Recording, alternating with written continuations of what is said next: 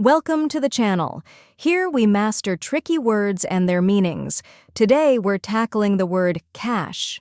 It may look confusing, but by the end of this video, you'll pronounce it with confidence. Let's break it down step by step. The correct pronunciation is cash. Yes, just like money. The C sounds like a hard K.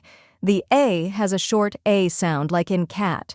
The chi is pronounced like esh in she, so the entire word is simply cash. Try repeating after me, cash.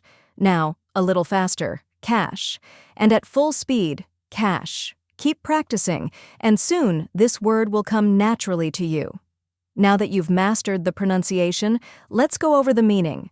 Cache refers to a temporary storage space for data, often used in computing to speed up access to frequently used information. For example, web browsers use a cache to store website data, making pages load faster the next time you visit them. And that's it. Now you know how to pronounce cash and what it means. If you found this helpful, give this video a like and share it with others. Comment below with any tricky words you'd like me to cover next. And don't forget to subscribe for more pronunciation guides. See you in the next video.